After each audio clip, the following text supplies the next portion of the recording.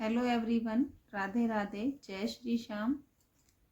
कैसे हैं आप सभी? आई होप आप सभी ठीक होंगे। मैं तो ठीक नहीं हूँ। बहुत से लोग जानते हैं, बहुत से लोग नहीं जानते हैं, और जो लोग जानते हैं सभी परेशान हैं, मेरी वाईटी फैमिली। तो उन्हीं सभी को बताने के लिए, एक छोटा सा अपडेट देने के लिए मैं आई हूँ। बाकी मन तो नहीं है, लेकिन सब लोगों के कमेंट्स, निधि से भी बात कर रहे हैं, वो लोग पूछ रहे हैं, तो पूरी अपडेट मैं आपको देती हूँ कि क्या हुआ, कैसे हैं मेरे पापा। तो कल जब मैं लाइव आ रही थी,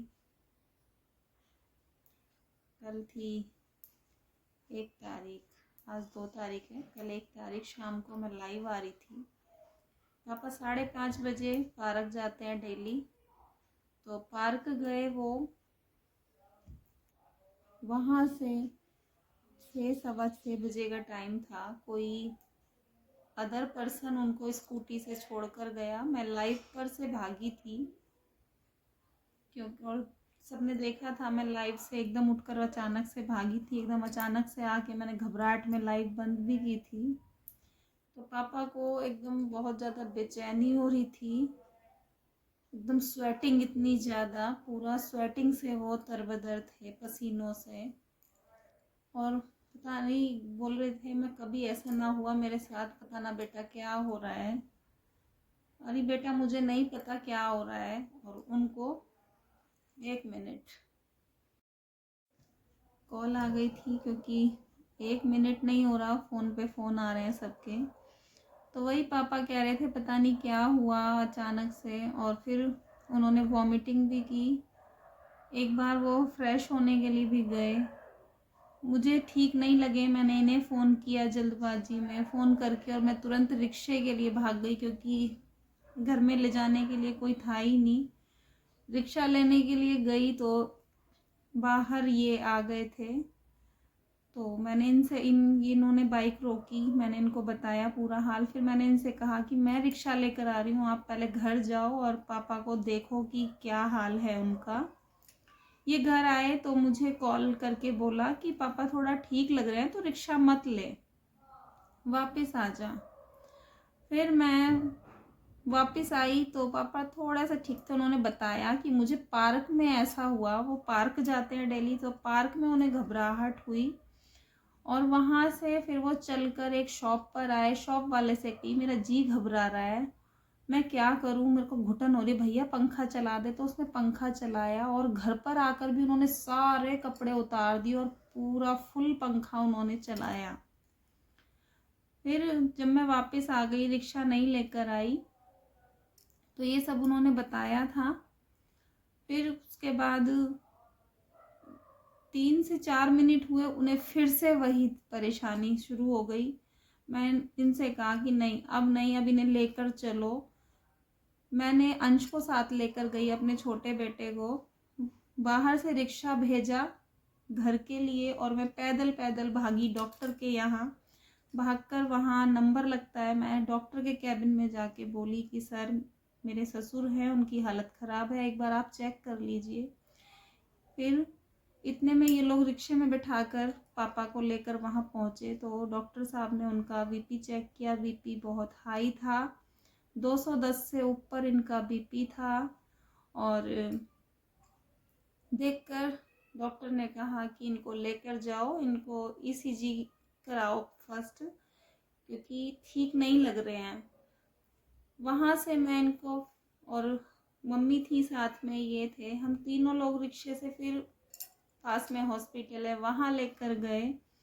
वहाँ जाते ही उन लोगों ने इनका ऑक्सीजन चेक किया, तो ऑक्सीजन लेवल बिल्कुल डाउन, 77 78 इस तरह से वो दिखा रहा था। फिर वहाँ भांजे हैं मेरे बड़े, उनको बुलाया मैंने कॉल करके। तो ट्रैफिक की वजह से उनको आने में टाइम लग रहा था, तो मैंने ऑक्सीजन लगवाया। और मेरे हस्बैंड, क्योंकि हम लोग तो, मैंने स्वेटर वो हाफ पहना था, चुन्नी थी, शॉल नहीं था, और मैं तो बस ऐसे ही भागी चली गई थी, ना पैसे लिए ना कुछ लिया, मुझे कुछ समझ नहीं आया, मैं ऐसे ही भाग गई। तो वो हॉस्पिटल में वहाँ बैठाकर हम लोगों को और घर पर आए पैसे वगैरह का इंतज़ाम करने।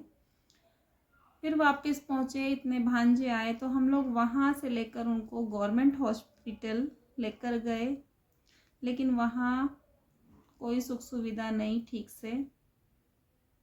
मेरी भांजियाँ हैं, दोनों नर्स हैं। एक भांजी मेरी एम्स में नर्सिंग हेड है, तो उन्होंने और जो दूसरी है भांजी, उन्होंने दोनों ने उन्हें वहाँ संभाला, सारा काम उनका, क्योंकि उन्हें वेंटिलेटर पे कर दिया था।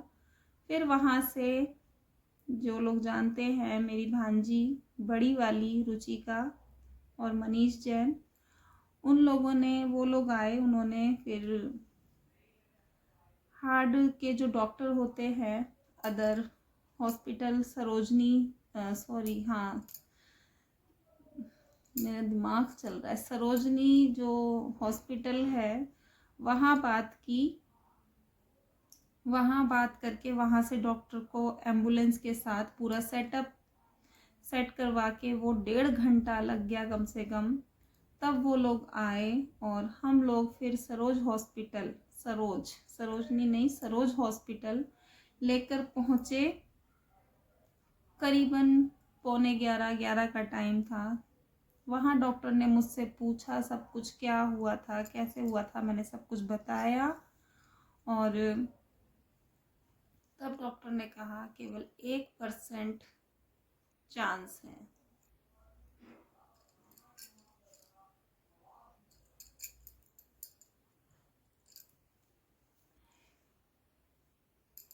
और वो कल से 1% चांस पर ही चल रहे हैं अभी तक भी, और वेंटिलेटर पर ही है। मशीनों द्वारा उनको स्टेबल करने की कोशिश कर रहे हैं, लेकिन पता नहीं। थोड़ा सा मैं मिलने गई थी तो मैंने छोटी सी एक झलक उनकी ली है वीडियो, वो मैं आप लोगों के साथ शेयर कर दूंगी। कृपया आप लोग प्रे कीजिए मेरे पापा घर आ जाएं। एक पापा को मैं खो चुकी हूँ, दूसरे पापा मुझे नहीं खोने।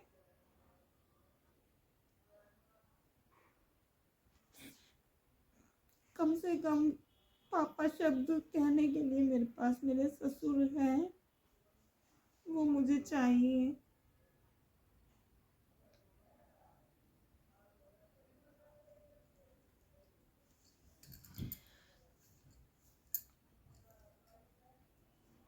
अभी वो